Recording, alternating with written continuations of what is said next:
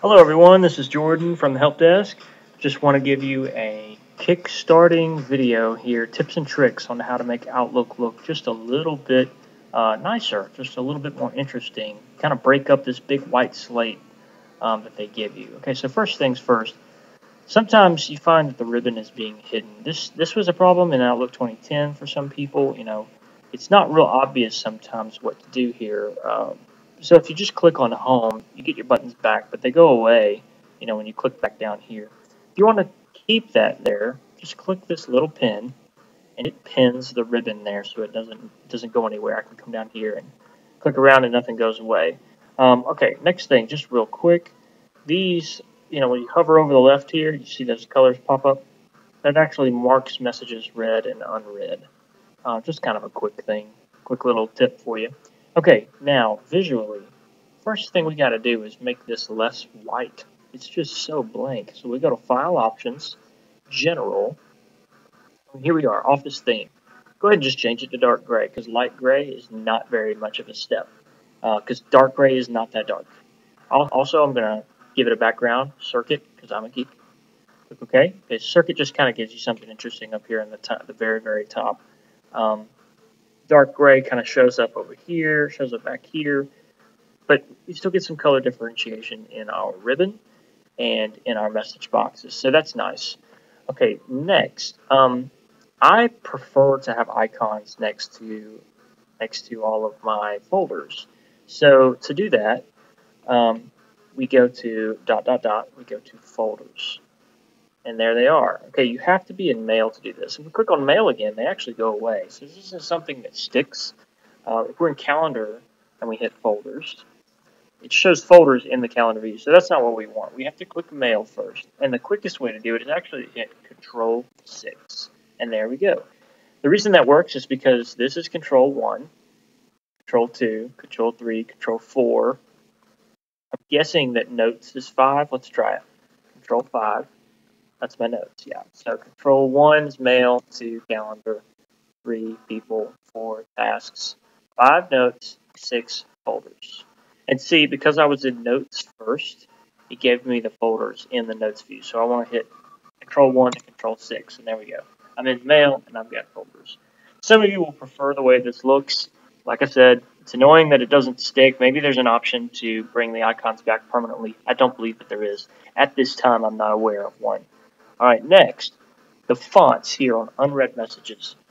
I mean, the color is what's supposed to set these apart from the other messages, but some of you have asked us about maybe giving this a bolder, distinctive text. All right, and here's how you do that. Go to View, View Settings, Conditional Formatting. And we're going to click on Font. This is here on unread messages.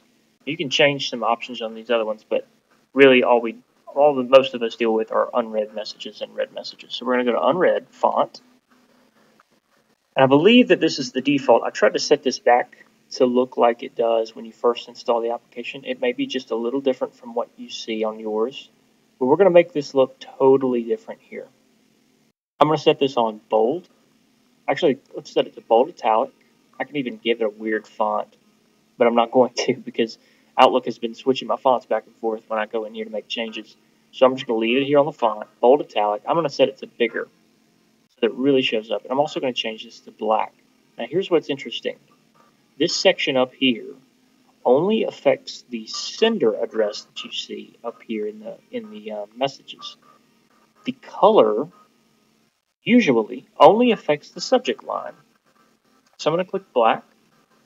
Okay, and it changes the font size and the font of my sender, change the color of my options here and the subject line.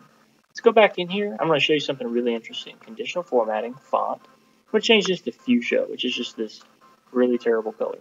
But what was interesting to me when I did this is it also changed the sender, and not every color does this.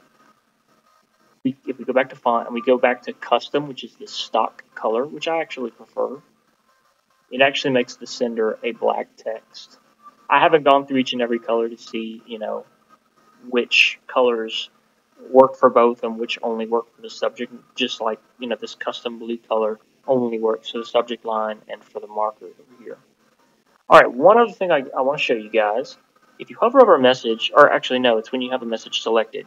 You guys see that there is a very small dotted line around the whole message. We can actually add a line similar to that between the messages. For me, it makes it it's easier on my eyes. We go to View Settings, Other Settings, right here, Grid Line Style.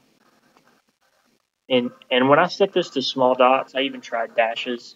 They really all kind of look the same, but solid line's the only one I can really see. Small dots is just so small, and if you're not looking at the screen like straight on, you can barely even tell that they're there. So I'm going to set this to a solid line so that you guys can see it. And see, even even where I'm sitting, I couldn't even see that did anything. But if I'm looking at the screen head on, I can see these nice lines that separate my messages. Let me scroll down here to red messages so you can really see the lines there. It's just easier for me to look at. That's just a personal preference.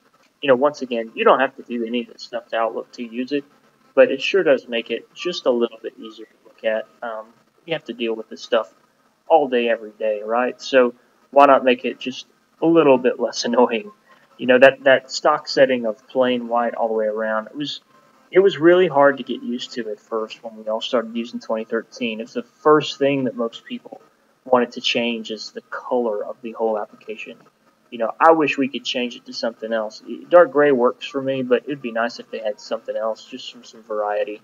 But they don't. So anyway, guys, this is the first of hopefully many tips and tricks for applications. I hope you guys tune in for more videos, and I really, more than anything, I hope that they're useful to you. I hope that there's something here that can help you out in your day-to-day tasks. Until next time, we'll see you later.